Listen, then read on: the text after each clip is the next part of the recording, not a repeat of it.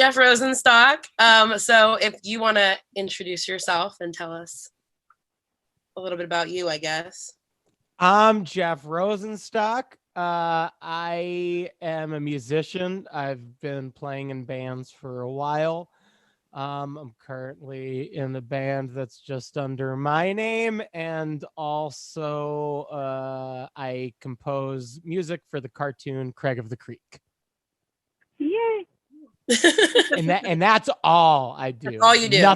Nothing else. That's it. So the first question that I have is, I know that you recently moved from New York to LA. Yeah. So other than, like, I read that you wanted a house, you and your wife wanted a house, but is there like another reason why you made such like a drastic change? I don't know. Life is long. Like, it just kind of feel like we've been living in New York for a really long time.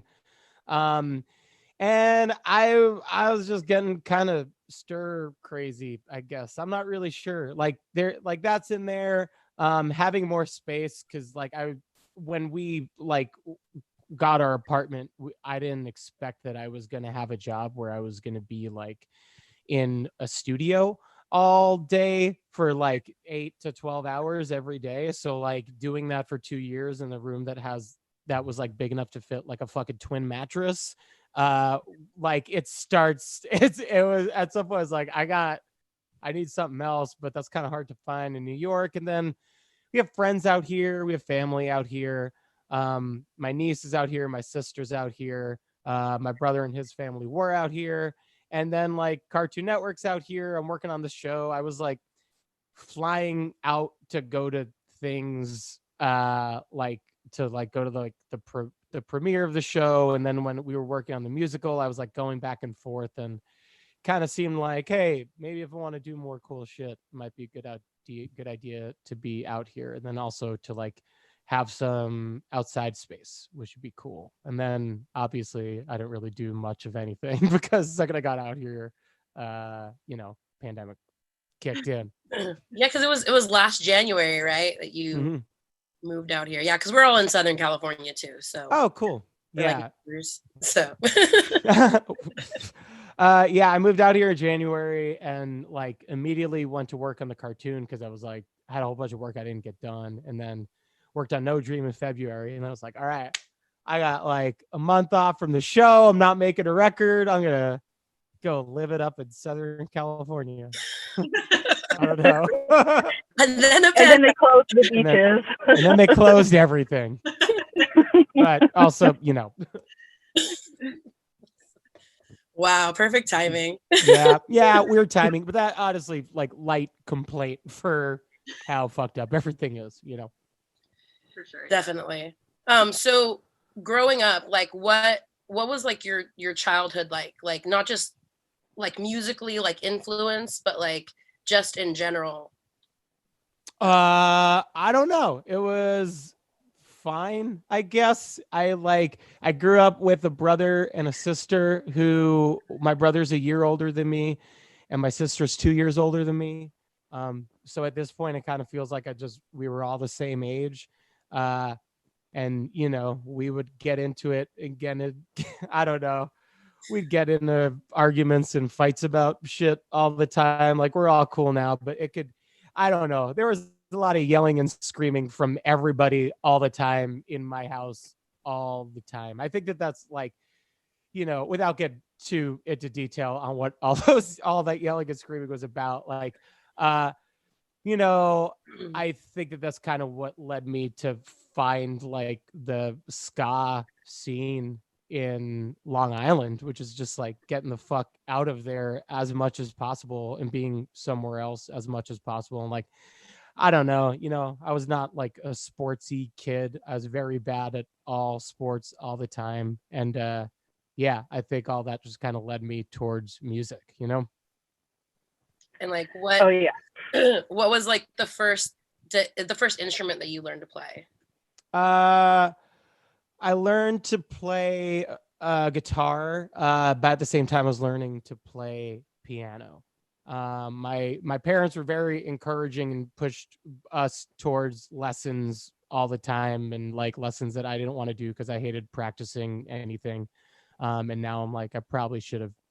I do like, why didn't I just fucking practice the piano a lot? I like, if I could like shred on the piano, I would have like 20% more free time in my life because I wouldn't just be sitting here like, fuck all the time, you know? But yeah, I kind of learned about those things at the same time growing up. Like I'm just picturing that because the piano is like right next to something. Yes, that's all. Like, no, can't do it. Because oh my gosh, I try not to laugh. Because you play like a lot of instruments, right? Yeah. Every instrument. I can't play the drums. I wish I could. I mean, I could sit down at a drum set, but it sucks. I was gonna say neither can Laura Jane Grace, right? She said that she's not good at drums. I didn't know that. Yeah, because she was doing that Spire Studio recording where she did the Park Life Forever thing, and then she's like, I just use a drum machine. Oh, man. I'm like, I want to hear her play the drums. I want to hear what somebody else thinks not good at the drums is. I feel like great. I feel like every time I sit down at a drum set, I'm like, okay, I could play in like a band where you do nothing, and then after like 20 seconds of doing that, I'm like, no, I can't. I can't even fucking do this for 20 seconds. I'm already tired and it sounds terrible. But are you like, I mean, aside from piano, obviously not drums, but are you like skilled at each instrument, or do you like, you can like play a song with the instrument? I have a good ear, so I could find it. You know, and I don't know. Maybe I'm underselling myself. I think I'm okay at this stuff. I'm good at the sax. I'm fine at the piano. I'm probably good at the guitar. Like I play it all the time, and I like playing the bass, but it's challenging. But I like playing it. I think I'm okay at stuff. I mean, I play in bands on records, so I'm good enough to do that. Like let's not enough to push forward. Yeah. Because I was like looking up, I was like, what instruments does Jeff Rosenstock play? And it said like the glockenspiel and the theremin. And like, oh, he's like, these instruments. Glockenspiel is just a matter of going like. I'm like, who plays these instruments? There we go. I play like it's, I don't know. A lot of this stuff isn't that hard. Playing a theremin isn't that hard. Playing a synth isn't that hard. Move your hand. Hold one note and move a knob and go, ooh, it's tense. Tell that to Trent Reznor. Well, yeah, I mean, playing a synth like Trent Reznor, that's hard. But you can make it. I think I'm good at faking a lot of instruments, maybe. That's the deal. I mean, that's... Yeah. You know enough to get by, basically. You know enough to get by and keep the beat and everything. Yeah, I could get by. I'm probably better than I'm giving myself credit for now because I'm playing all the time. But yeah, I feel like that's hopeful for the rest of us. Like we're just like, yeah, we can just go by. Right. You just gotta lock into the only thing that no, I can't shred. I wish I could shred. On the cartoon, Kelsey, like her whole vibe is pretty like epic. So I always want to do like these like shreddy metal guitar solos and shit that I used to like be able to do when I was a kid and I was practicing. And then when I was like, no, I like punk, fuck all that. I forgot I do it. And now can't give her the shreddy guitar solos I want. So that's anyway, I don't know. But she can do Ramone's core, so she's good. Yeah. Everyone could do Ramone's core. The basics. That's great. So you and Chris Farren, do you both do everything together? Like in life together? Yeah. Like, is he living in your, I mean, not your basement because it's California. Like, does he live in your house? He doesn't live in our house. We live like 10 minutes away. I see him and I see my sister, and that's pretty much everybody that we see throughout the pandemic. We see some other friends occasionally, but like I see Chris regularly because we do the podcast and we like go on hikes sometimes. I don't know. He was on tour for the first 2 months that I was here. And then when he got And then when he got back, it was all like lockdown and shit. So I don't know. We don't do anything. So we don't do everything together. But, yeah, we see each other a lot.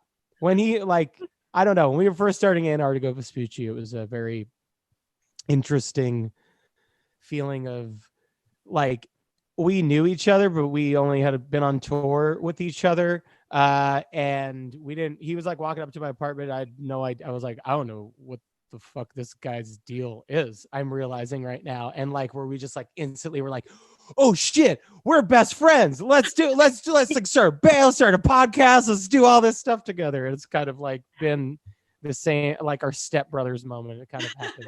That's exactly what I thought about. Yeah. That's what I thought of too. We put stack the bed on top of the couch, lots of room for activity. I was like, you guys have bunk beds? Like, what's going on? Yeah. He doesn't have to worry about you touching his drums because you're not very good at them. I don't think, I've never seen Chris play a drum. Like I've never seen it. I've never seen him sit down at a drum set. Oh, I love it. Best friends. Yeah. We love best friends. Yeah. Everyone loves best friends.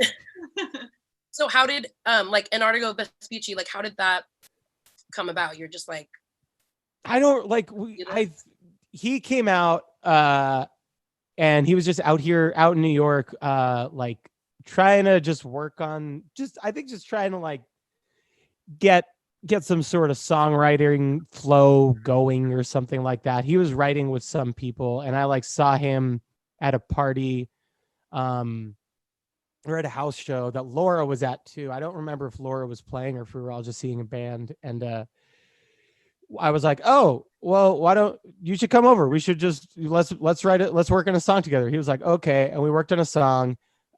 He never put it out. And then they re-recorded it with Fake Problems. And then later down the line, we were talking on Twitter, or I don't know. I was just like, one of us said like, we should work on a song together. The other was like, okay. And they were like, prove it. And he's like, all right, I'm flying out there. And then he's like, I bought plane tickets. So I was like, okay. And then the night before he came out was the night that they held that like Smith shirt on the Jimmy Fallon show where he gave, so if for anybody who doesn't know, like Chris Farren made a shirt that says the Smiths, but instead of the Smiths on it, it has Will Smith's family. And Jimmy Fallon gave it to Will Smith on the show. And that was like the night before he flew out, which was a weird thing. But then, yeah, anyway, he came out and we're like, let's work on a song or two together. I don't know why I just brought that up, but I remember that very vividly. Yeah, he came out and it just kind of like, we worked on it and it was fun and we were having a really good time. And it was like, it's a good creative relationship between the two of us. We're both like encourage each other to just do whatever you want to do. And we're really honest with each other if something is bad and neither of us take it personally. If the other one says that something isn't working, and we're usually just encouraging each other to do whatever. And I don't know. I didn't expect that. And then that was it. And then we had a record and then like, we went to some live podcast taping for Going Off Track that I think Chris and Laura were both on. And Benny's on that show. And Benny's like, I'll play drums on it. And we're like, okay. And they were like, oh shit, we like the CP. We should be a band. And that's kind of how it happened. And it took you like a long time to make the record, right? Like longer than your... What, the first one? Yeah, you said like a year and a half or something like that. To make Soulmate stuff? No, oh my god, I don't remember the name of the record. But the new one, Love in the Time. Oh, okay. Yeah, that one that I'm talking about, that was like done and out in like less than 2 weeks. The next yeah, the next one, yeah, because we started working on it and then God, I forget the timeline of it. It was worked on in two halves. Usually we just do it all in one chunk. And I think my band might have recorded post in between those two halves and like started touring on it. It was, Love in the Time email just took a long time. And then also the cartoon was just starting up and I thought I was going to have more time to mix it. And I just kept having to push it. Like I'm an idiot, and I thought that like we were playing South by Southwest, and we had an Airbnb, and I was like, okay, so I brought my laptop, I brought my notes for the cartoon. I'm gonna mix the Antarctica Vespucci record. I'm gonna score an episode of the cartoon while we're like playing shows, and like after like 1 hour of like sitting in this kitchen with my fucking earbuds, like trying to do this, I was just like, this is bad. I need to reapproach my life. I need to take longer to mix this record. I need to like understand that I've taken on too much here. Yeah. So yeah, it took a while, but that was cool because then our band was done doing our touring shit and we could do some Antarctica Vespucci tours, which was fun. And who came up with the name? I guess it was me. I think it was me. Yeah. It's not a good name, but it's there. It's the only thing called that. It's not there. I was in a band before that. I mean, we did this as a joke, but we were called the Simpsons. So that's a lot harder to Google than Antarctica Vespucci. Like, I don't know. I thought it would be funny if like, so Amerigo Vespucci is named after him because, I don't know, because whatever, I don't know. Now I'm like, what is history? What did I learn growing up? Is any of it true? But ostensibly, he saw America, was like, that's America. And I thought it would be funny if it was a family of continent naming tycoons who just like, and then you have like Urugo Vespucci and Antarctica Vespucci in Australia. And that's it. And now it's our band name forever.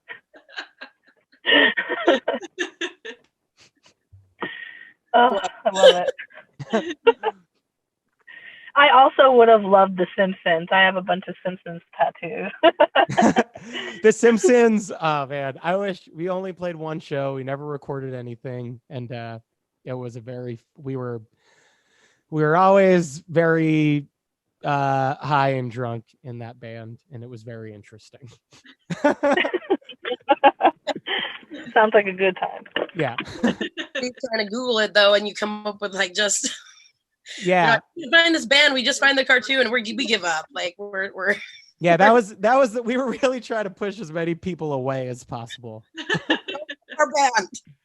Don't look it up. Yeah. Don't listen. No fans. No fans. No thanks. Oh my God.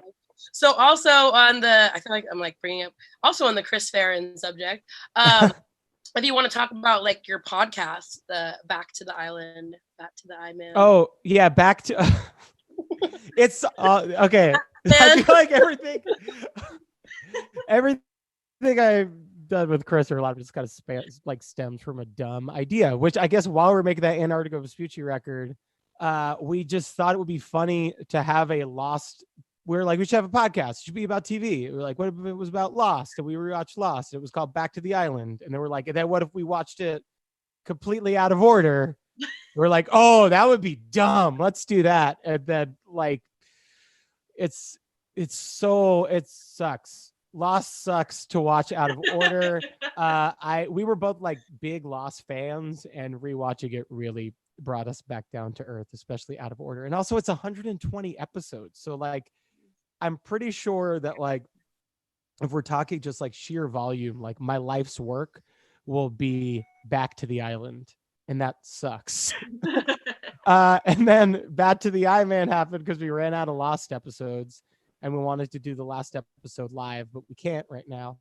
And then we're like, what do we watch? And then someone said Batman, and then someone said Back to the I-Man, and it was like, well, I guess that's the one we're watching.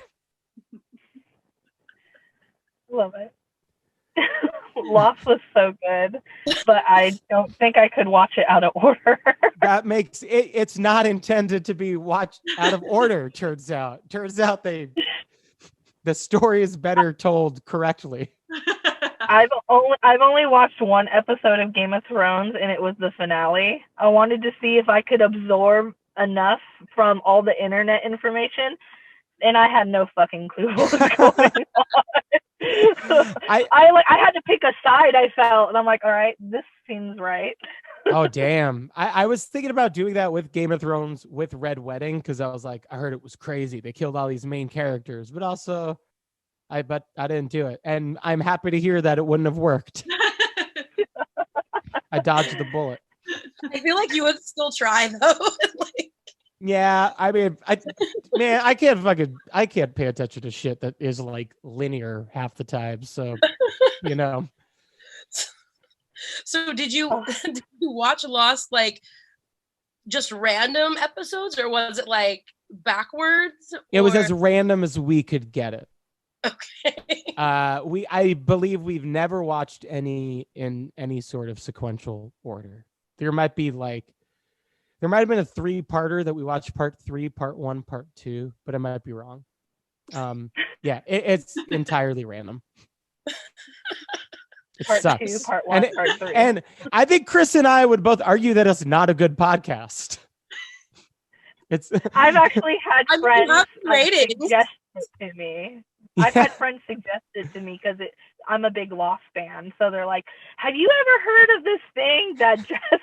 I'm like, no, but I would do it. I'm into it. It had to happen. That's the one fan recommendation we've gotten. You look it up. You have 5 stars, 92 ratings, 5 stars. Yeah. That's our fans. We call them the Great 8 because there's 8 of them. Oh. You didn't call them shadow people? No, I whenever we see Back to the Island fans at our shows regularly, I don't know, from time to time, and we're always stoked to see them and talk about Lost. It's fun. It's fun to to have that icebreaker already out there. Like, all right, let's get into how fucking Jack sucks. The Lock sucks. Jack's the worst. Oh, Jack is the worst. The worst. Wasn't he on a Weezer album? Didn't No, that was one of the Hurley. guys from Hurley? Yeah. Yeah. Because it was also a sponsorship with Hurley, the brand. I don't know why I was thinking that was a Sum 41 album. Oh my god. Because Sum 41 is just wearing Hurley all the time, right? Yeah. Every Sum 41 album's fucking Hurley. Wait, I'm getting confused. But I can picture the album cover. I was just like, yeah. Sum 41. It's a good picture of him. It's all right. It's an okay album. I don't think I've ever heard that record, and I usually dip my toes into them a little bit, and I think that one I didn't even come close to. There's a big catalog. There's a lot to miss out on. You're fine. Yeah, our stick with the albums with the colors. Yeah. Yeah, our friends and I have started during this whole pandemic. We started just listing off bands and then ranking their albums and then fighting about each other's opinions. That sounds like being on tour. That sounds fun. That sounds nice. Doing something. We're like, what can we do? We can't see these bands, so what are we gonna do? Yeah. Rank their records. Fight over Green Day and Weezer. What was the most controversial opinion in that conversation? Our friend John has his Blink-182 album. Me and him almost ended a friendship over him calling Buddha trash. And I'm like, that's the only album I love. So he's calling me trash. And so. Oh, yeah. It was a whole thing. Transitive property. I take these things personal. But we made up. I think we had the same exact Green Day albums, and we're like, okay, I love you again. Okay, that's nice. But we're gonna fight again, I'm sure. What was his number one Blink-182 album? Take Off Your Pants and Jacket. Oh. Yeah, see, for number one. Yeah. I don't know about that. I said Dude Ranch because I'm a good person.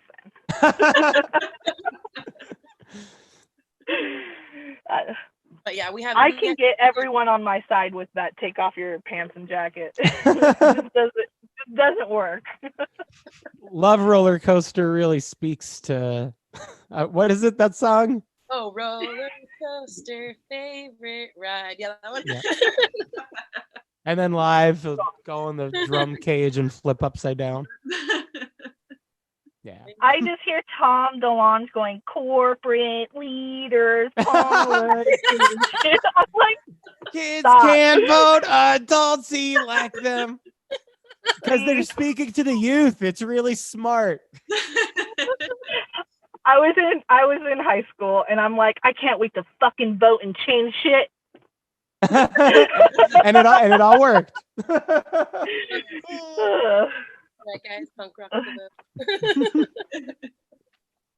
So political, that Blink-182. Yeah, the world's most political band. Although you gotta admit, it is fucking sick that like Tom DeLonge is legit in the alien discovery world, like really cool. Putting out actual information. Who would have saw that coming? That it wasn't just like he's stoned and talking shit. Aliens exist is more than just a song; it's a lifestyle. Yeah. I was like, did you guys watch the show? Or like, is it out? Is the show? I don't know. Like, I don't know what happened. I saw commercials for it, and I was like, they were talking about it a lot, but I didn't hear anything. Like, then, if it premiered or not. I don't know. I heard like it's all real. Like it's like the FBI is talking to him. Like he's like not that the FBI is talking to him. Like he's in like the think tank, like talking about this shit. This is what I've heard. So who knows? Yeah, he gets ex-NASA employees to work for him. Like he's just like he's like, you like Blink-182 growing up? Fucking work for me. Are you an astronaut that like Blink-182? But I don't know. Did the show come out? I don't like. I don't know. We're gonna research that after this. Figure that out. Yeah, because then I'm gonna watch it. It's not out yet. It's going to be out soon. I keep seeing things for it. Yeah, I feel like it was advertised like 2 years ago. Like, when did Skiba join Blink? Like, it was that long ago. Like, he's been pushing this alien stuff down our throats for a while. I believe. I'm like X-Files. I believe. I wonder, like, if he still has like all of his lip piercings in the interviews for the alien, like for his like talking head interviews in this thing, if he still is like hat a little bit off to the side. I'm gonna do a Hurley callback in August. Yeah, it said it came out in August. Oh shit. Okay. On the History Channel. On the History Channel. Damn. I hope he's under the narrator. I hope he narrates the whole thing. Hey, dudes, have you ever thought about space? He's like, hey, aliens, where are you? Where are you? Pretty far out. Where are you? I love that. Oh, so good. Great. I know what I'm watching tonight, guys. Going to the History Channel. So bad. Every other history thing is a lie, but this is the real thing. Yeah. The real history. Real history. Raw history. So we have yet to rank your albums, but you know, we'll see what happens. Yeah. I was like, we can fight over this, but I don't think I want to fight with him. I don't want to know. I don't want to know. I don't want to know what anybody thinks of me. All of them. Nice. Yeah, I never thought about that. It might be pretty insulting. Rank your own albums. I've been asked to do that before. Yeah? Yeah, it's for the Bomb records. It's weird. It's like, I don't know. Like, I don't remember. Well, it's just like they're all just like different moments in time. It's hard to rank. Yeah. Life that you've experienced. Life. Yeah. All right. Okay. I'm gonna go 17, 28, 5. Like, what years were the best? Yeah, underage for sure. All those years first, because I didn't have to pay taxes or bills or anything. Yeah. I don't know. I keep like I don't know. I'm stressed out at every age. I'm like waiting for the one where it's like when I turned 30, that was chill because I was just like, oh, okay, and that's the only chill year I've had. I was smoking at 12, and I was like, what was wrong with me? I like get off of fucking 6th grade, like, man, it's been a long day in algebra. Like, what the fuck? Smoking when you're 12 seems cool though. When you're 12, it's just like, I don't know. It seems cool. I was pretty cool at 12, but smoking is pretty lame to me now at 35. Yeah. Do you still like, because I quit like, long time ago, but I still feel like I have it in me that like sometimes like, man, it'd be fucking sick if I could just step outside and smoke a cigarette for 5 minutes and then come back to whatever I'm doing. The only place that makes me want to smoke is Vegas. I'm like, where's a Newport 100 right now? Like, I want to be on that machine like an old lady, like wasting my life away. That's the only time. That's a good thing to aspire to. They have so much fun. Degenerate gamblers and tobacco addiction. Come on. It's a match made in heaven. That's living. That's what cool is. If you miss Vegas now, it's like not the same now. No buffets, like what? No. I can't imagine going to Vegas. I'm scared of this pandemic shit, man. I'm stepping back until like the screens in between each like slot machine or like table. There's like no, they don't. I went to Vegas. They don't care. They're still like they everyone's on the machine with the mask down drinking. So it's not a good place. Oh boy. Well, back and we're still going. It's okay. It's all people parked there with California license plates. It's fine. Yeah. Good. Great. Fine. Great. It's fine if they bring it back. It's fine. Yeah. And why is it exploding in LA right now? I can't quite figure it out. It's crazy. What is it? A friend of mine moved to Texas and he went to see Dead Mouse. Imagine risking your life to go see Dead Mouse right now. Imagine being dead. He's in Texas wearing a mask like boom, boom, boom. I'm like, no, dude. Get out of there. He's got to cut loose some Dead Mouse. It's so bad. How is that even? I say, Jeff, you can remember EDC and rave music, guys? Remember when that tried to take over the scene? That was a while ago. 10 years ago. Jeff, do you feel like you're a Californian now? I don't know. No, I don't know it. I feel like I live in fucking outer space at this point. like I don't know. I haven't gone. I don't feel like I've like done shit. I was watching Worth It. You ever watch that show Worth It, where they like try a cheap thing and then a mid thing and then a expensive food thing, and they were in LA and they're like sitting in a parking lot of like a taco truck thing, just like chilling out on the tailgate eating breakfast burritos, and I'm just like, man, I've like gone to the places near me and that's about it. I've run around a bunch, which is nice. Like, it's nice to just be able to be outside and not like, if I was in New York, we would probably just never leave our apartment. That'd be nuts. But no, I don't know. I've been here for like a year. I can't say I'm a Californian. You don't get to like shake. I mean, no matter where I'm from, no matter where I've lived, like everyone's just going to tell me I'm from Long Island and I live in Long Island and I'm based in Long Island, no matter what I do. So I'm a Long Islander for better or worse. As long as you live in California, someone on the internet's going to call you a snowflake. So don't worry. You'll feel like you're from here soon enough. Yeah, people. I'm a little bit Californian. That's what we all, right? Yeah, I feel like we don't have like, maybe I've just noticed it more. I don't know. I feel like we don't have liberalism in New York the way that it exists out here. That's something that like I don't know if that's just how this year went and that's why I'm noticing it, but like I feel like in New York, if you're on the left, you're on the left, and out here it seems like there's a murky in between space where you're just like, well, I don't know. I think health insurance is good in theory. And it's like, yeah, okay, so nothing will happen. Okay, great.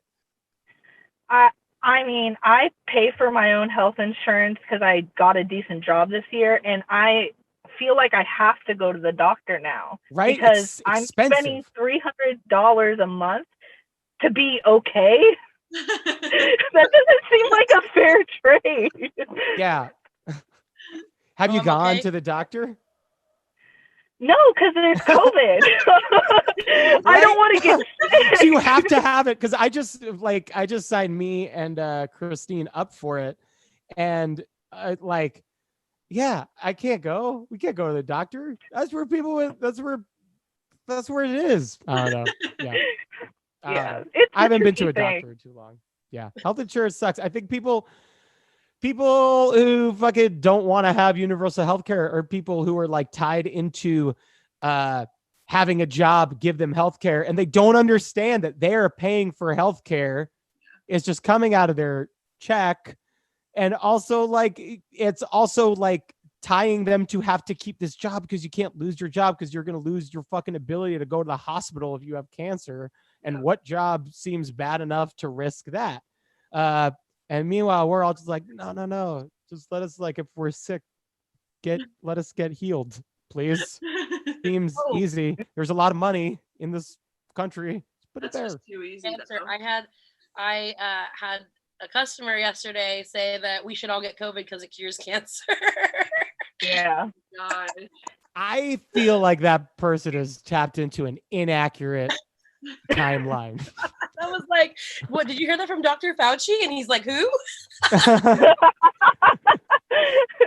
Oh God. Like, I'm having this argument right now. Like, he's like, why do you think kids don't die from the COVID? And I was like, what? Like, what are you talking about right now? Why does he think kids don't die from COVID? I was like, why are there a bunch of GoFundMes on like the internet? Like, it's happening, whether you like to admit it or not. Yeah.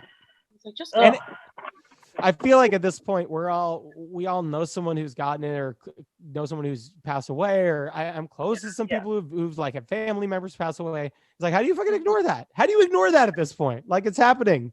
There's still people. There was a nurse that came out like not too long ago. She posted a video talking about those types of people who are dying. Like, they're getting ready to put them on a ventilator, and they're still saying it's not that bad.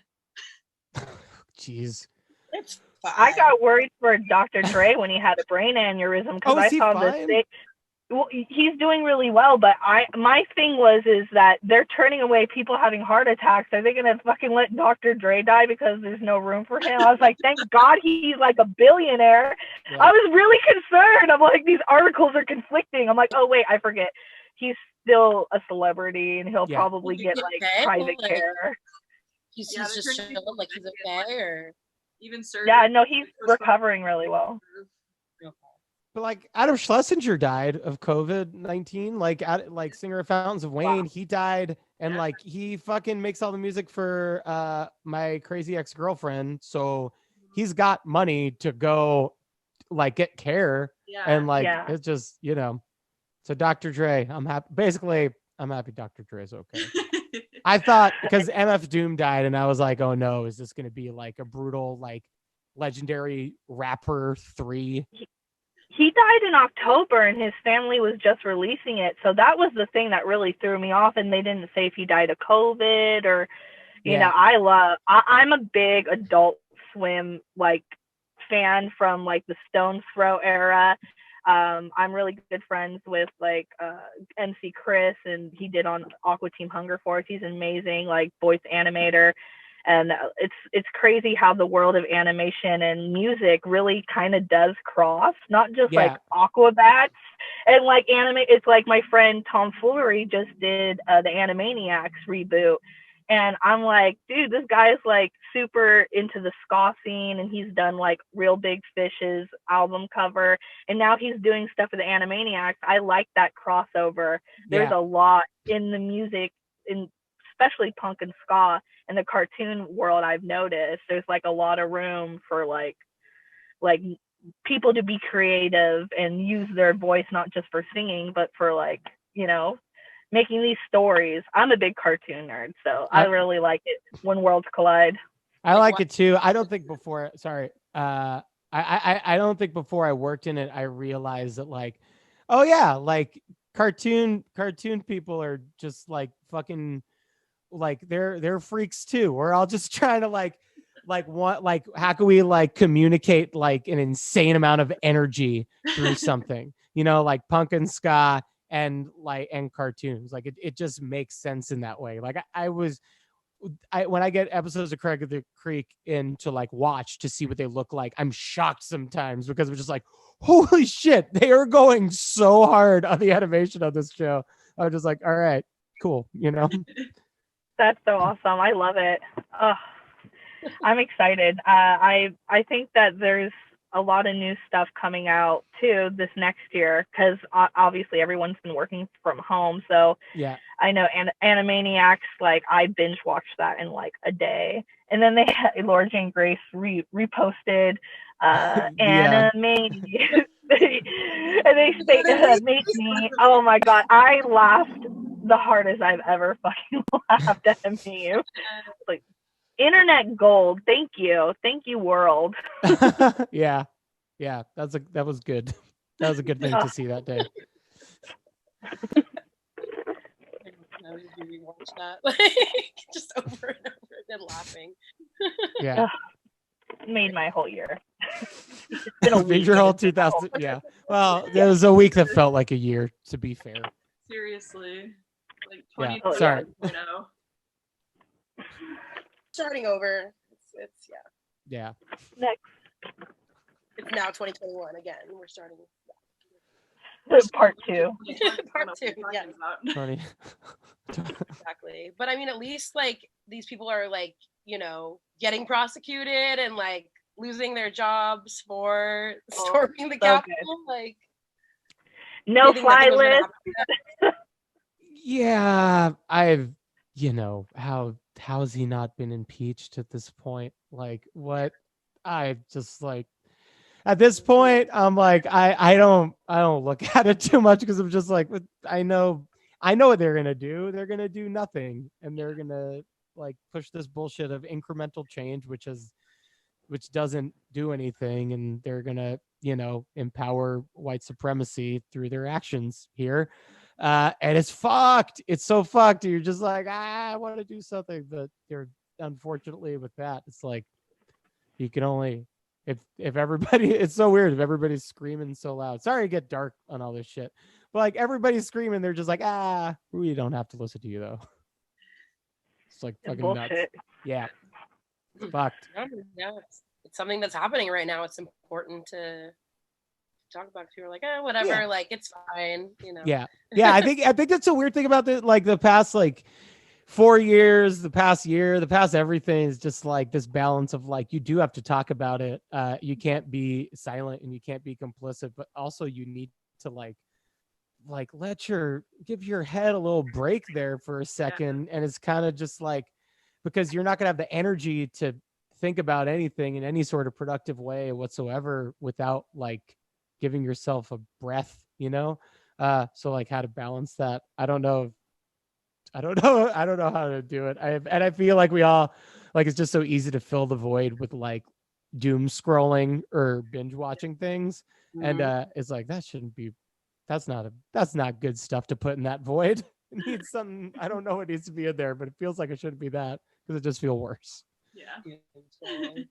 I think we're all like guilty of that a little bit. Yeah. Just get like sucked into the abyss. Yeah. But it's designed to do it. Mm-hmm. Yeah. Exactly. You know. Yeah, I was gonna like speaking of 2020, since we're talking about 2020. Like what you put out No Dream in May, and then you put out 2020 Dump on Bandcamp. So for those who like haven't listened to both or maybe like are unfamiliar, like what would you say like the biggest differences between the two are? Well, like recording wise, No Dream was recorded with our whole band playing. It's like it's a band recording in a nice studio. It sounds good. I hope they both sound good. But like that's like a band, that's a record we worked on for a while, and like, I don't know, we put a lot of care and thought into it. It's a very deliberate record. It's a fast record. It's a punk record. It's a very like quickly paced record, I think. And then 2020 Dump was more just like, it's home recordings. So there's a lot of fake drums on it. There's some real drums. There's a lot of fake drums on it, and I'm playing everything. It's not like a band recording or anything. I had some friends play on it and sing on it. Laura sings on it a little bit. My friend Jer Hunter, who does Scott 2 Network, they play on it. And Dan P from my band played on it. But other than that, it's just me. And I think the songs are a little bit longer. I think it was a little bit more experimental, at least for me. Like there's some weirder shit. There's quieter songs. It feels a lot more political in a lot of ways than No Dream.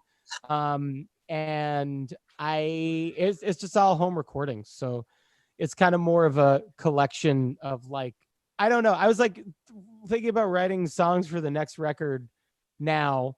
And it just seemed like I was writing things that were immediately going to lose their shelf life. And I also just felt like, I don't know, I missed this like connection with people through music that I would get from touring on this record. And we hadn't been on tour for a year, and I was really looking forward to that. So it was kind of just like a little bit of a way to just keep being able to put stuff out. And I don't know, it's weird because I think in all those ways of approaching it, it could seem like it's a record that's just like a tossed off, like B-side songs I don't give a fuck about. Fuck it, whatever. These weren't good enough to make it on a record, but it's not that. There's songs that I think the songs are good, and I hope people like them.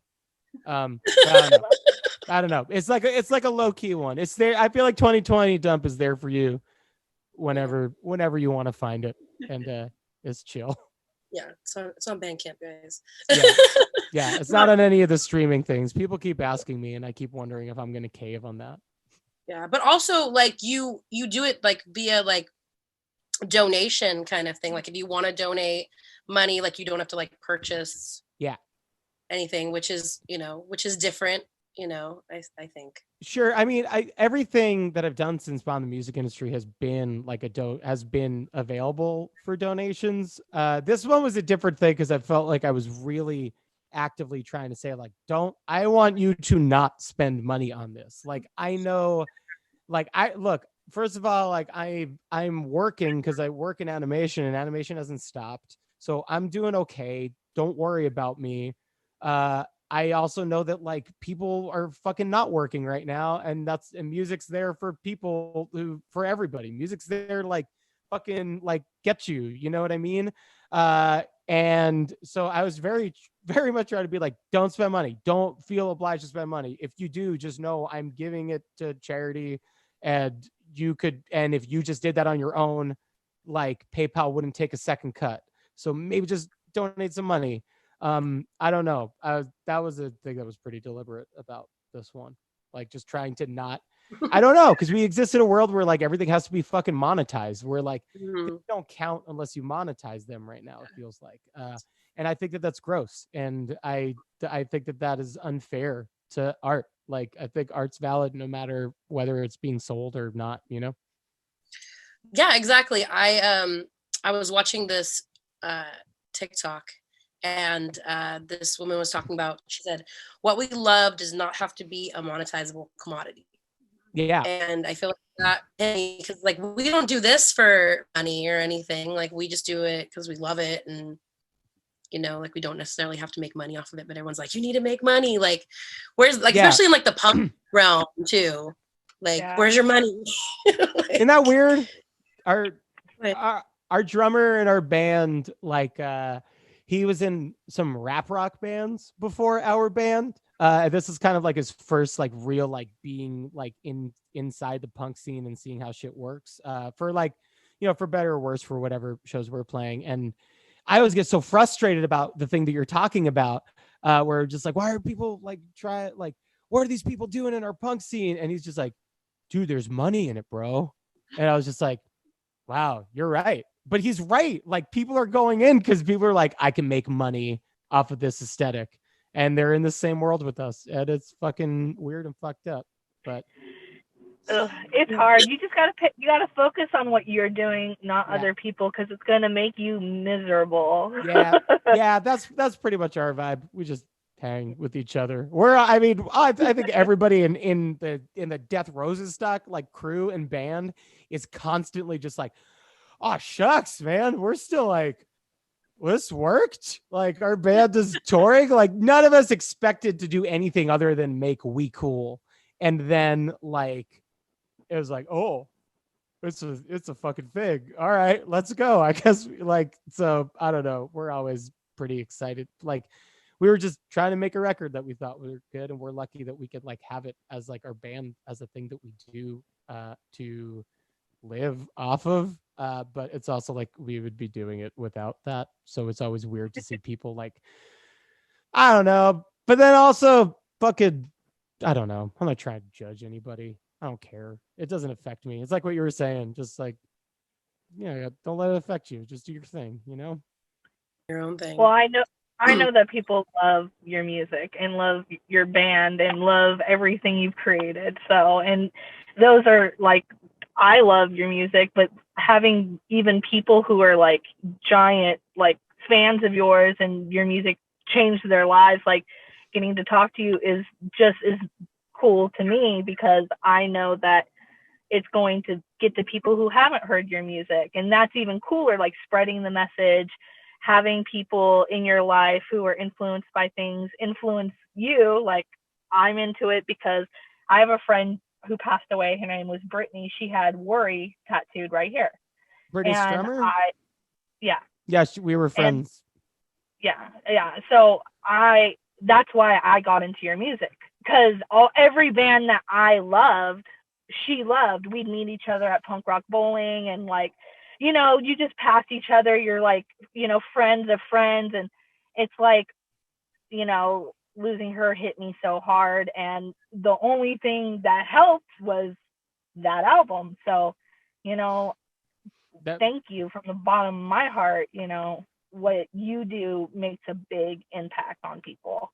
And like, even if you don't care if people care about it, they do. And that's why you're still around, you know? And thank you so much. That's a nice, thanks. Brittany was the best. I felt like we had the same, like every time we were in Denver, we'd hang out with Brittany. Brittany was always really nice. Brittany was only person, like I could hit her up about like really small bands that I was putting out digital stuff on, quote unquote. And she'd always be like, yeah, man, I'll put that on Punk News. I don't care. It's just very friendly, very supportive of punk stuff. That was crushing. It was like, yeah, devastating to all of us. Great writer and great writer, so cool, so funny, so fucking funny, so fucking funny. Yeah.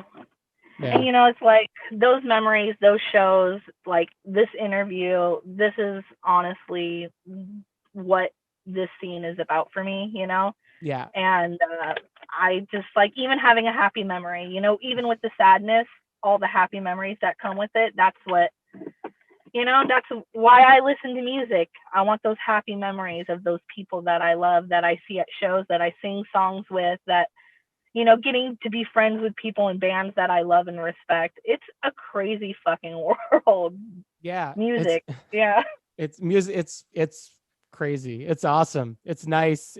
I miss it. I miss seeing people, you know, I miss being around it. I miss the energy of it so much. Have you had one of those moments in your life where you became friends with someone that was so influential to you, that is just like, was, what is going on? Like, how is this happening? Yeah. Like so Mike Park with Asian Man Records, like I grew up, like that was my shit. That's how I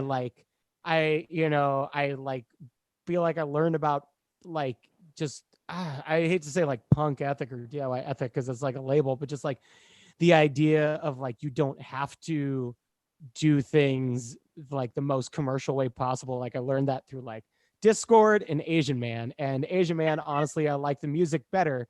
And then like putting out records on Asian Man and becoming like good friends with Mike, to like that we're like, we do Bruce Lee Band together, and we like go on tour together. He's like one of my best friends. He officiated my wedding.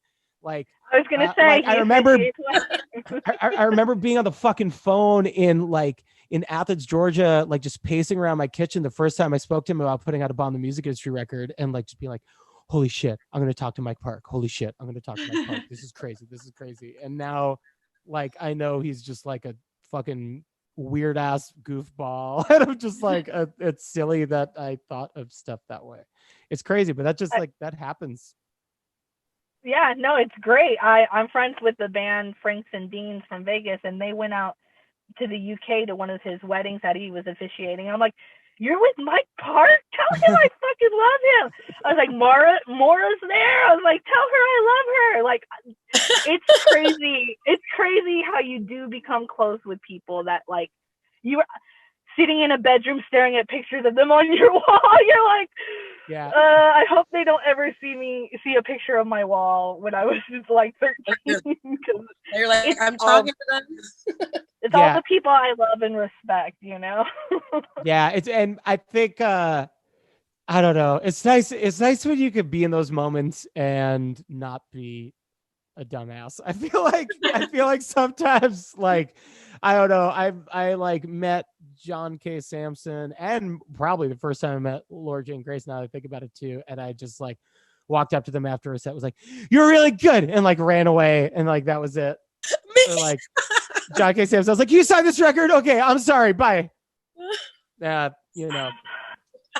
Well, like, your story's much better than mine. I met Laura because I was crying over a dude, and I was hanging out with Clem, the merch dude, and he was letting me charge my cell phone. Everyone had gone home, and then she just comes out smoking a vape pen, like, what's wrong? I was like, I really liked your show with this guy, and she like mended all my wounds, let me hit her vape pen. Like, that's awesome. That's what you want. That's what you want. Yeah. I was like, okay, fuck that guy. And then like 6 years later, I'm like, Laura, I had a kid with that guy. I was like, it's all because of you. That's of both worlds. You had a kid, and you got to vape with Laura Jane Grace. And now I go to all the shows and I still vape, and it's great. Oh, but yeah. This world, so crazy. Yeah. It's wild. It's wild, just like what happens when you stick around in punk, you know? Like, when you don't go home. Yeah. Or you don't want to go home, you know? You don't want to go home to your screaming brother and sister or whatever it is. Yeah, my screaming family. Yeah. Yeah, me too. I relate. Let's say Never Going Home. Isn't that one of the like the Against Me DVD? Yeah. Thing. It's called like We're Never Going Home. Wow. Well, you would know, Kanan. My fandom is showing. You're a historian. It's okay. I call myself a Spice Girls historian whenever someone asks some stupid question. Right. I'm a historian. I'm like Emily Bunton. She's born January 21st, 1976. But oh yeah. See, you're like Aries. It's important to know that stuff. Yes, Spice Girls historian. You know, you never know. Maybe one day we'll get them on here. I'll put it on my resume. See what happens. Oh man, you made me tear up there, Beth, and you were talking about like Britney and like the importance of music. I was like, oh damn, I'm starting to cry. I don't know Jeff personally. I just, I figured I had to say something because that's the whole reason of me loving your music, And it's a connection that we have. Like, we both are bud. Yeah. Bonded forever, Yeah. She was the best. It's rad. My heart is 3 times bigger, Grinch style. Yeah. And I'm like, where are we going from here? This is like this moment. I love the scene. I know, right? It's like, I don't know. I don't think that you can have that like kind of family dynamic really anywhere else besides like, because I mean, we all met through like at a show, like through punk music. So yeah, awkwardly standing to the side. Hi, I know you. I remember you from that one show, like kind of thing. Yeah, I mean, I like, so the people in my band, it's like I've played in bands with two of the guys from the band Shinobu from San Jose, and like we just became friends because their band were also like fucking freaking out weirdos playing like weird punk, just like going nuts. We're like, oh yeah, we like you. It's like, you find your people, you find your fellow weirdos. Yeah, for sure. I love that. Girl, Exactly. eventually. Stay a loner for long enough, you'll collect other loners. Yeah. Just a one giant group. But that's what we are, I feel like. Definitely. But yeah, No Dream. Yeah. that was it's a great album. I feel like it's been on a lot of people's like top lists for 2020. Like, how did that feel? Like having that like it's kind of nice. It's nice. It's cool. It's I don't there's part of it that is like, okay, I gotta make the next one better. There's part of me that knows that everything is bullshit and it's all subjective. It's just people's opinions, and it's if I didn't have a certain amount of like mainstream media traction already with like Pitchfork reviews and shit, I don't know if I'd be on any of those fucking lists. Like, but also like mostly I'm just like, I can't believe it. It's surreal to see it there, and I'm like, it makes me happy that it just makes me happy that people connected with that record. People connected with No Dream in a way that I really like didn't anticipate. I would have never seen it as like any. I don't know. It's like people seem to have find some resonance in it throughout the pandemic, and that was a really surprising thing to me, because a lot of that record for me is like it makes me think about like just traveling and kind of being unrooted and spinning around for a really long time. So I don't know, it's a crazy feeling. You just kind of hope that like the next one can be as good or be better, It's a lot of pressure. yeah I guess that's my vibe. Yeah, I mean, and that part of it's scary, but like also it's like, but it's a fucking honor for anybody to give a shit that I'm doing anything. So like it's a lot of pressure, but I feel like I gotta try and step it up, or else like what, like I don't know, then that's fucking disrespectful to anybody who fucking cares if I'm just gonna like shit out some dumb shit that I don't think is as strong. You know what I mean? 100%. You gotta just keep trying your best and writing with your heart. Yeah. So you still have your fans, your fan base will still. They'll be fine with it. They're good. They're good. They got really enough good records. Yeah, they're really chill shows. Could write a record about Lost and. But write it from the end and then go to the middle and then the beginning. That record. That would, just really push everybody away. Here's a record that's not on any streaming services, and now here's a record that is about Lost, out of order. Enjoy. There's an audience for everyone. That's what I tell myself getting into this. I'm like, someone's gonna put this on. Gonna have some kind of fan base or whatever. Yeah. Exactly. I never thought about having fans. That does seem very like a lot of pressure. Yeah, but also like what's like it's a crazy mixture of being incredibly grateful and being incredibly terrified all of the time, which is fine. I live with that all the time. Someone's like, I like your hair color. I'm like, it's nothing. Compliment. I have hair. Yeah. It's a wig. Yeah. People say that to like if I paint my nails and I like go get coffee, like I paint my nails and I go get coffee right away. No, but like when I go out or anything, and it was like, I like your nails. I'm just like, okay, They're good. Yeah. I didn't. So you would, it's not, like, you know what I mean? Like people who might possibly think like, oh yeah, you dyed your hair pink because you want me to tell you that your pink hair is nice. You're just like, no, I just did it. I like it. I did it because I like it. I mean, I've had pink hair as long as I've been smoking, so I should be used to it by now. Yeah. Daughter of a hairdresser. Don't mind me. No, I feel like learning how to like take positive criticism and is also a special thing to have. Yeah. Yes. Not letting it get to your head being a normal human being. Or you do like the thanks, you too. You're like, thanks. Yeah. Have a nice flight. You too.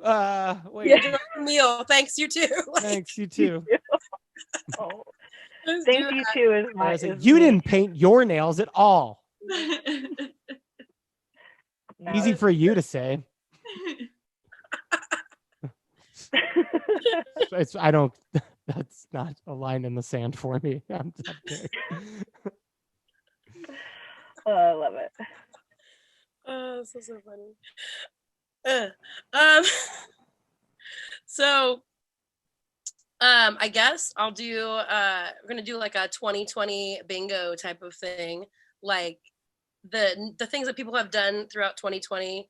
Okay. That has been like a general, like, I don't know how to describe it. Like I understand that. I thought you were talking about like 2020 vision. And then I was like, or it's like some like half and half bingo. No, my brain. Okay. I have no brain. I mean, no brain. before I do that, did either one of you have any more questions before I?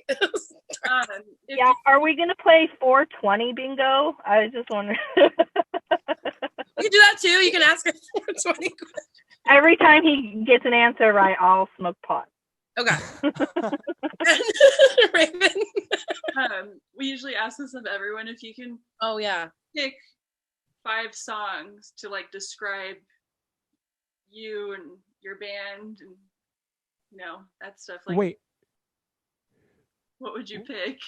5 songs from your catalog that you think embody you, like what you're saying you are. Okay, that's a good question. I'm sorry. I was like, I gotta think of songs. And also I thought you were saying 5 songs to describe me, and I'm like, oh God, I'm just gonna be aliens exist here for like 15 minutes going. Okay, I'll just say it right. I'll try and okay. I think You and Weird City is a song that is embodiment of our band festival song. I think I'm trying to think of ones that people like. I think 9 out of 10 is good because it's a bit of a chiller. I think Beauty of Breathing. That's maybe check that one out. And then I'm trying to think of like what's like a weird one. Is there any of these weirds? Maybe Scram or State Line. I don't know if I did a good job. Those are the songs I picked. I mean, it's like we're not grading you. You tell me you grade shit. You get an A, okay? Yeah. Finally, that sweet A. All right. So question number 1, did you watch Tiger King? No.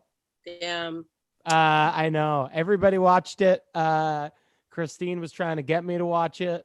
I don't want to watch tigers get.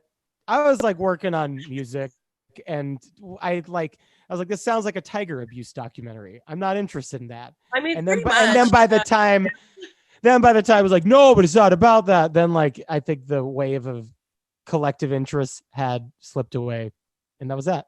I don't know if I'll ever watch it. Maybe people like revisit it, like they're revisiting the fucking Sopranos, and then I'll dive in then. The time has passed. It was only like yeah. Okay, did you bake bread? No, well, not.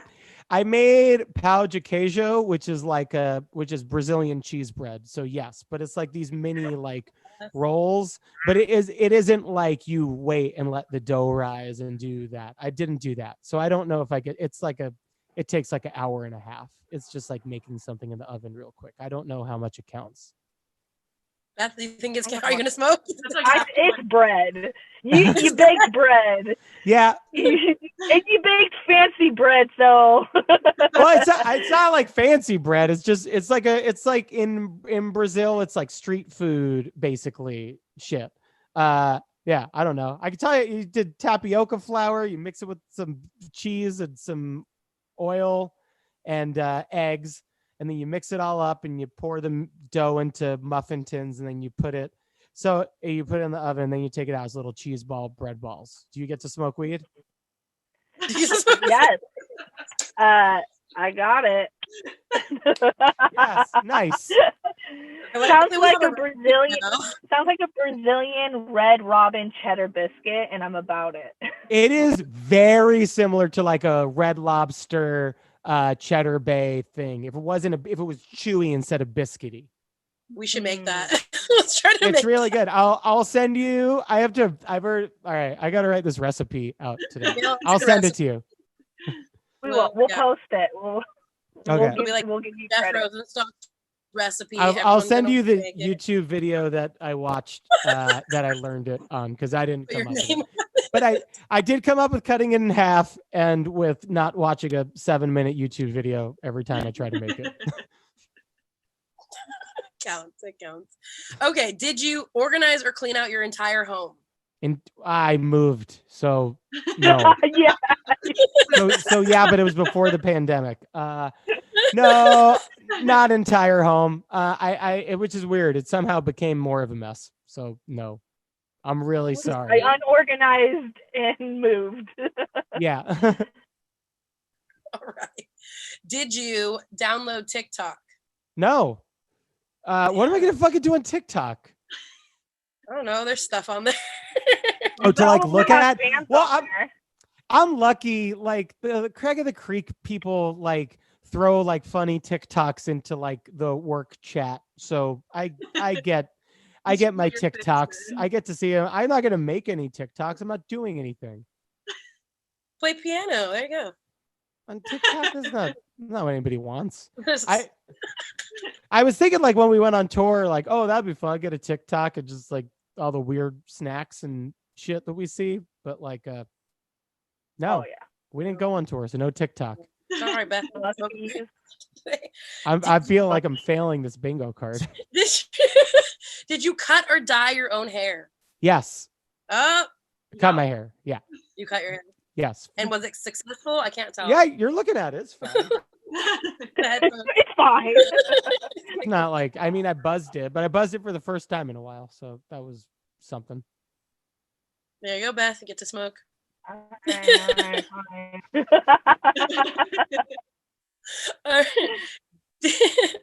Besides music, did you do something creative? Besides music? Like paint or pottery or like no, not really. I mean, I'm not a good painter, or I'm not good with like drawing art, anything like that. I'm not that good at.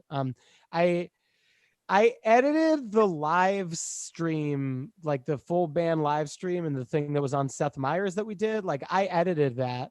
But that's tied to music, so I don't know if that counts. I was gonna say that was on my birthday, so. Oh, sick. Yeah. But that was a whole thing, like learning how to green screen. I don't know if it counts. Speaking of green screen, that reminds me of when we were talking to Augusta and she was talking about the cool places thing that she did with Mike Park, and he like sent her a green screen to like do the cool places. Yeah. How awesome is that video? That video made me so love that video. I was like, this is my favorite thing ever. Like Mike Park, like tennis house. I love it. Yeah, I didn't.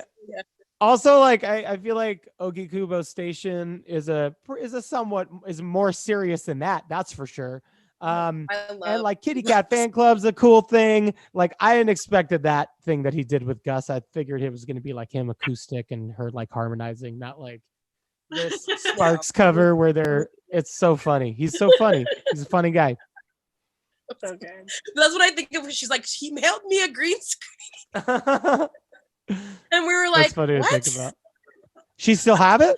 She keep it? I think so, right? Did she say that? We were So. talking to her so early in the morning, we don't even remember. Raven, did she say did she keep it? I thought so. Yeah. Okay, she probably. I mean, that's sure. So did you learn a new skill? I didn't do anything you're supposed to do during the pandemic. No.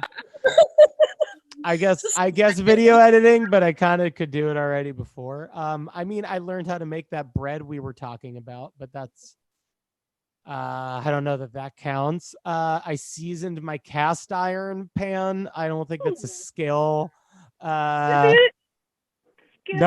new skills. Damn.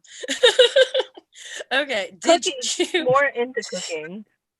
Cooking, yeah. You made that bread. Yeah, I made some bread. Adventure. Yeah. Yeah, culinary adventures. That's a skill. There you go. Yeah. Did you assemble a puzzle? No, we didn't. We got puzzles. We never no, we didn't do it. We have a bunch of puzzles that I got from a friend right before the pandemic. And we didn't assemble any of them. Collecting puzzles, that should have been on there instead. Yeah, collecting and not assembling puzzles. Has anybody gotten as many no's as this one? You're the first one that we're asking these questions to. Okay, cool. All right. Okay, great. I feel like I'm so like kind of off the wall, like just like we're like let's just ask. These are all things I think people did. Not me. Like general, yeah. And the last one is, did you question your entire career and existence during the pandemic? Yeah, for sure. Yeah. Because I don't know, half of my okay. It's hurtful for me to refer to being in a band as a career, but that part of my career life is like based on like jumping and sweating on people and like everybody just like touching each other and like I'm singing and spits flying all over the place. So yeah, I'm just like, that seems like something I might not ever be able to do ever again. Sure, that moment has popped into my mind plenty of times. All right, Beth, you get to smoke. Oh, thank God. I need it. Everyone gets to smoke weed. I don't know. I'm not always that pessimistic about it though. I feel like the most pandemic thing that I did was like I played Animal Crossing when it came out. Ooh, that's another one.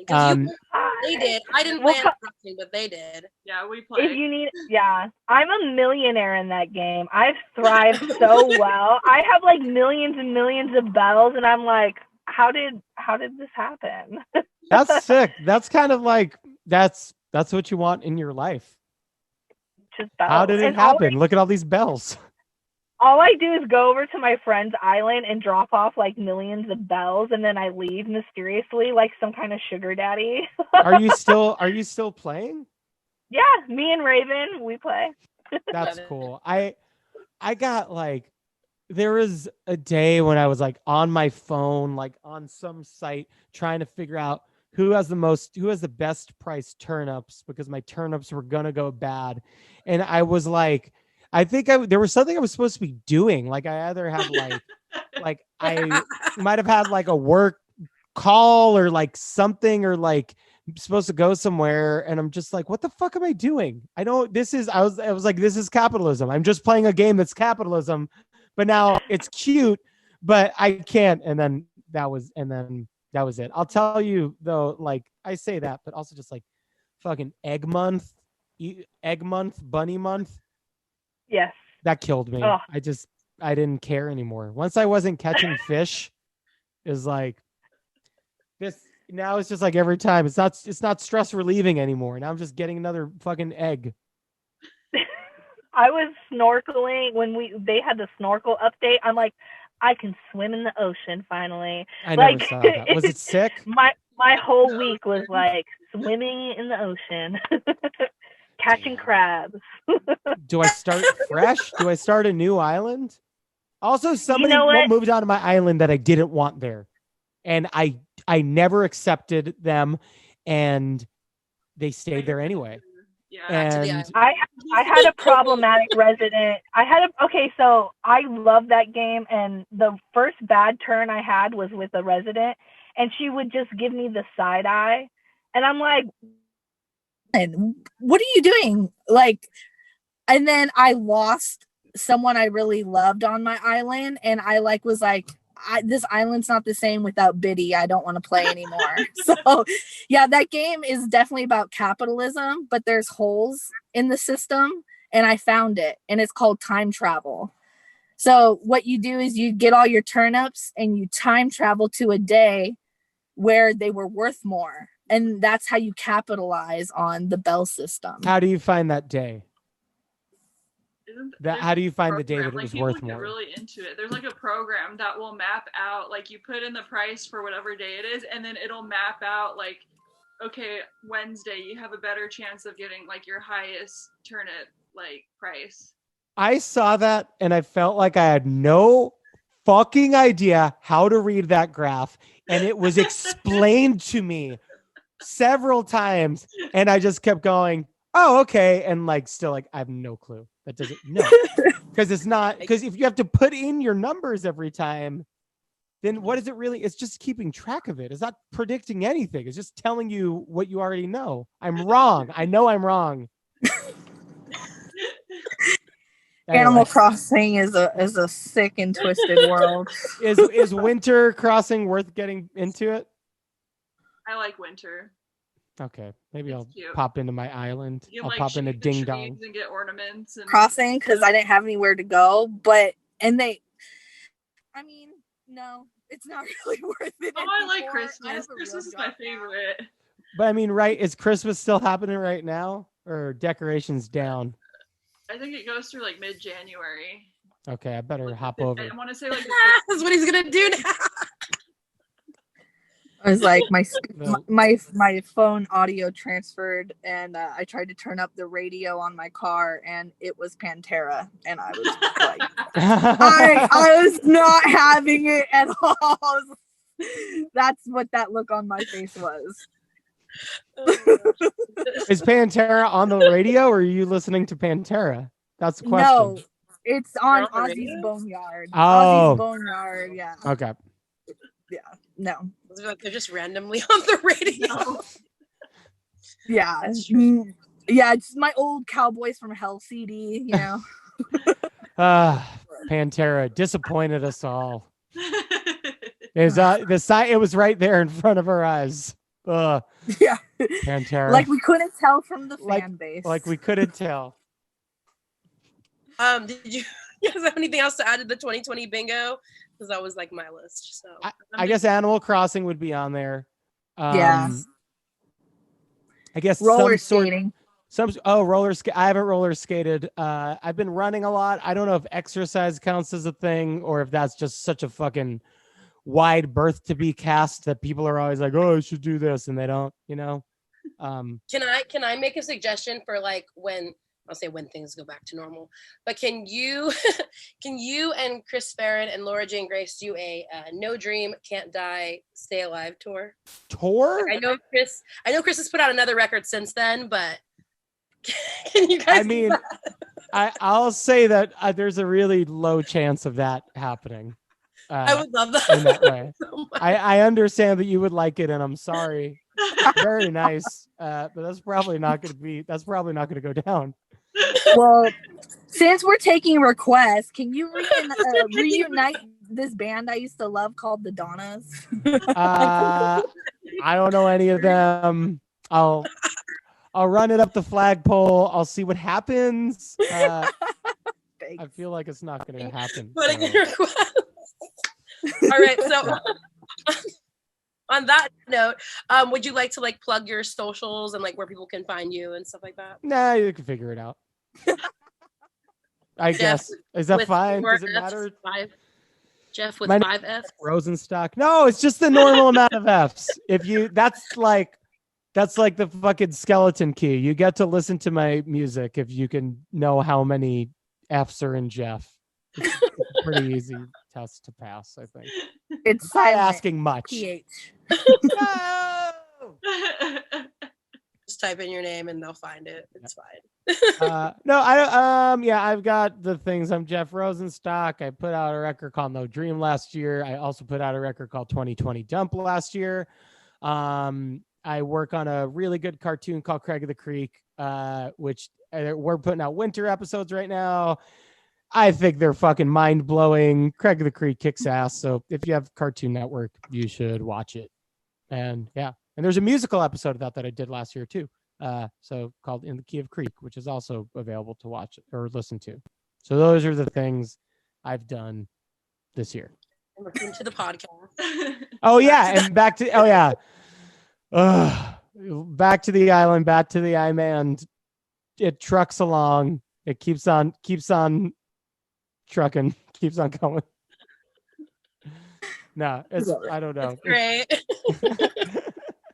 But yeah, thank you so much for being here with us. It was Thanks. fun. Yeah, thank you. Thank you so much for wanting to talk to me. I really appreciate it. I had a really fun time. That was nice. That was fun. Yeah.